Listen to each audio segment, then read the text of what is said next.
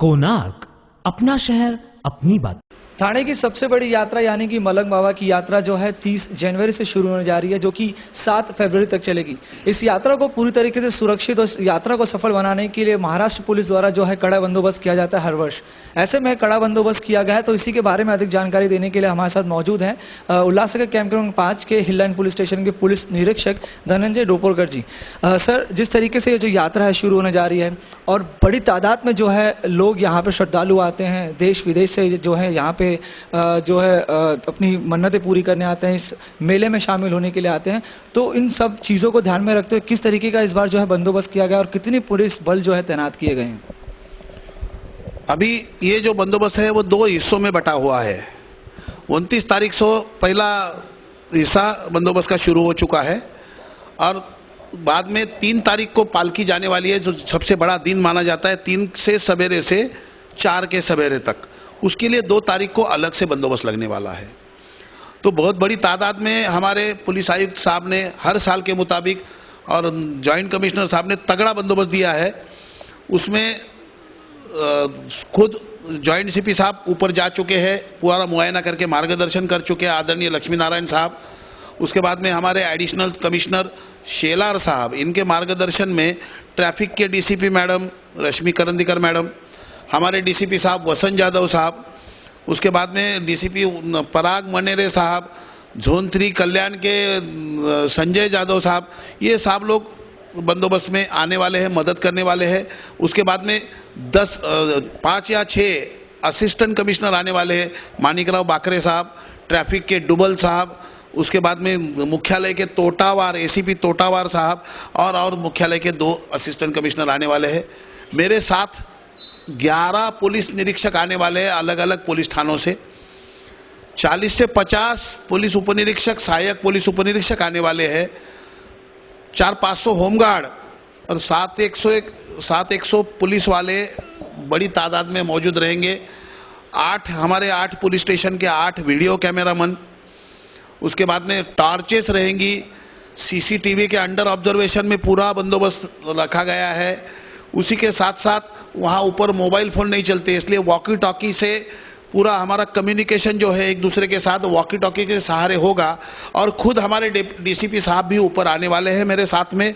इसके पहले हम लोग 6 बार मुआयना कर चुके हैं, कुछ जॉइंट कमिश्नर भी और डीसीपी साहब भी तकरीबन हर इतवार को जाके देख के आए हैं कि बंदोबस्त के लिए क्या क्या किस तरीके से लगाना चाहिए और वैसे हिसाब से कहाँ कहाँ कुछ गलतियां ना हो, बारीकी से देखकर अच्छा खासा तगड़ा बंदोबस्त लगाया गया है।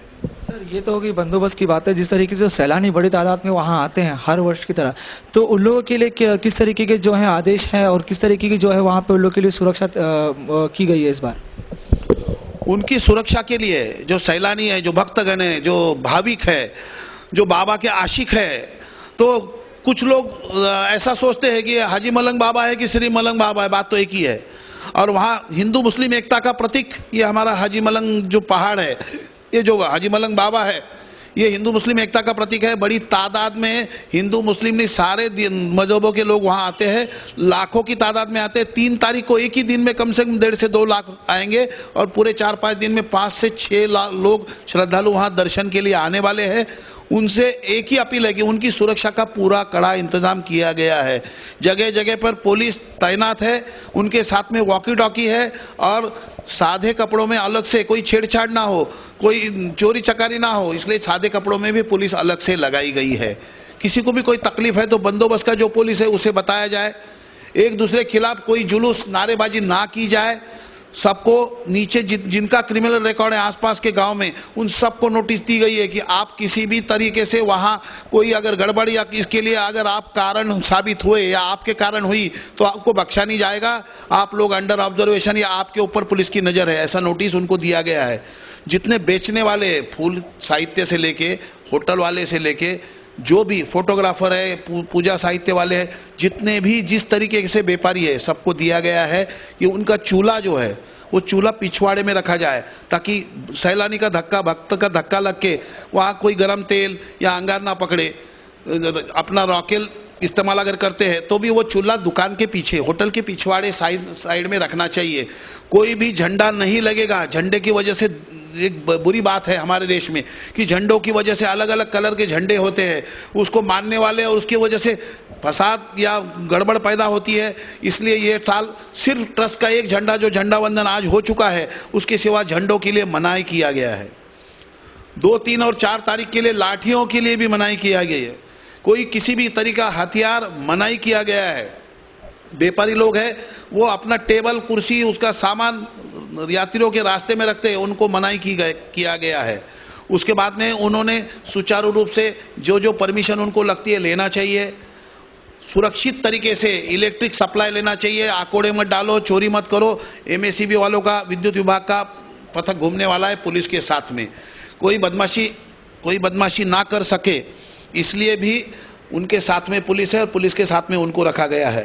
तो कानूनी तरीके से लीगल सप्लाई लेके और सुरक्षित तरीके से सप्लाई लो, जिसकी वजह से कोई हादसा, किसी को शॉक लगे, किसी की जान ना जाए, ये भी एहतियात बरतने के लिए बोला गया है।